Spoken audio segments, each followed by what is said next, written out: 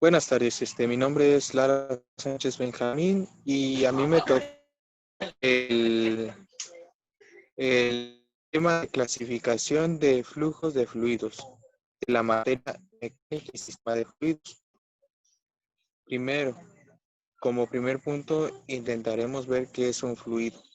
Se denomina fluido a un tipo de medio continuo formado por algunas sustancias, entre cuyas moléculas solo hay una fuerza de atracción débil. Eso se le conoce como fluido a los sistemas que solo tienen moléculas pequeñas y que en fricción es muy débil. Así, entonces, el flujo es el estudio del movimiento del fluido, todo lo que marca con respecto al traslado de un punto a otro, pero involucrando las leyes del movimiento de la física, las propiedades del flujo y las características del medio ambiente y conducto por el cual fluye. Eso es lo que estudia el flujo. La clasificación de los flujos, como se mira, es el flujo de los fluidos puede clasificarse de muchas maneras, atendiendo diversas características y criterios, velocidad, el espacio y el tiempo. Entre ellos se encuentran los flujos de turbulentos, los flujos laminarios, los comprensibles, los incompresibles, los flujos permanentes, los flujos no permanentes, los flujos viscosos y los flujos no viscosos. Como flujos turbulentos, este tipo de flujo, las partículas del fluido mueven la trayectoria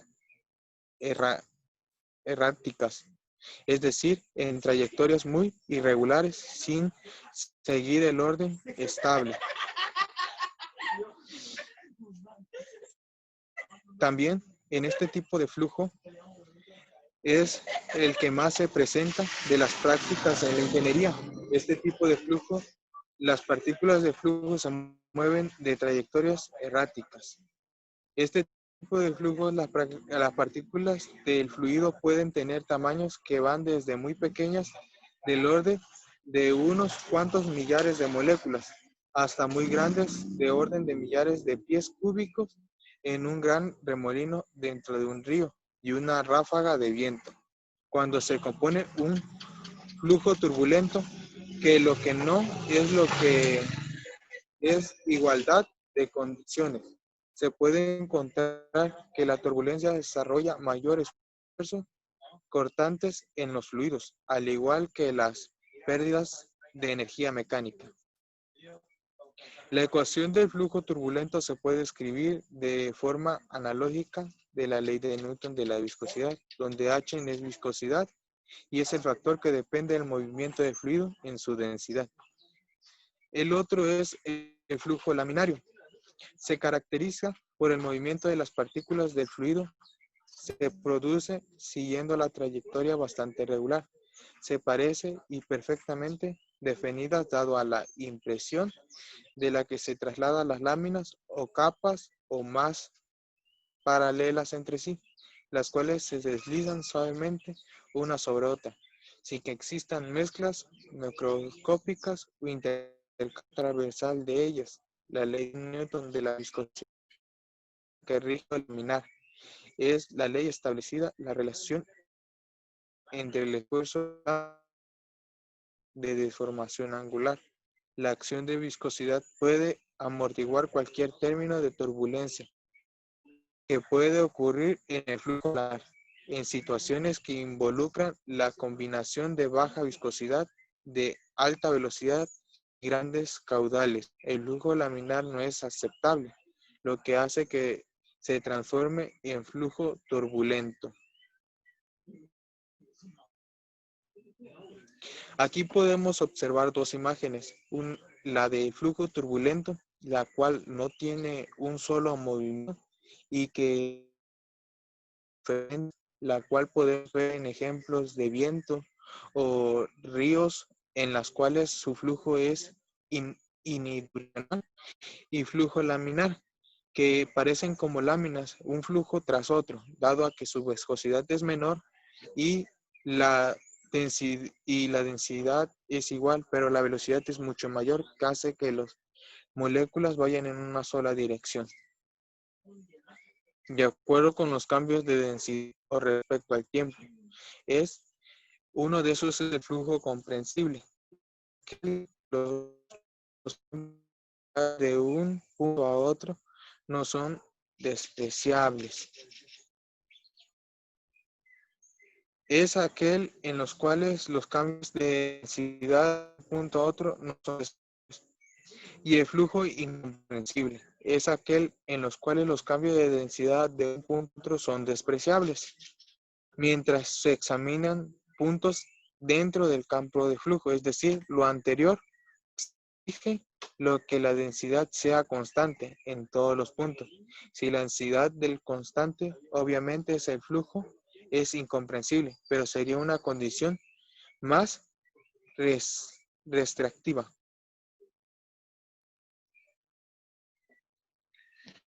Como podemos ver en la siguiente imagen, los tipos de fluido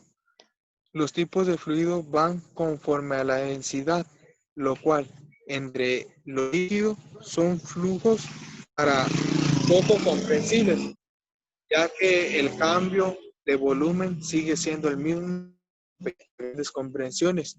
En cambio, con los gases son flujos muy comprensibles, ya que su cambio al meterlos a una comprensión en que se puede por variación de velocidad o con respecto al tiempo. Los flujos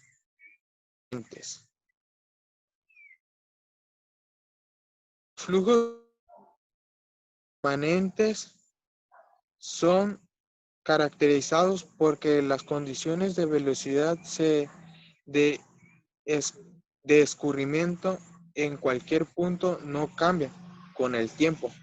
O sea que permanecen constantes con el tiempo, o bien si la variación en ellas son tan pequeñas con respecto a la variación de medidas.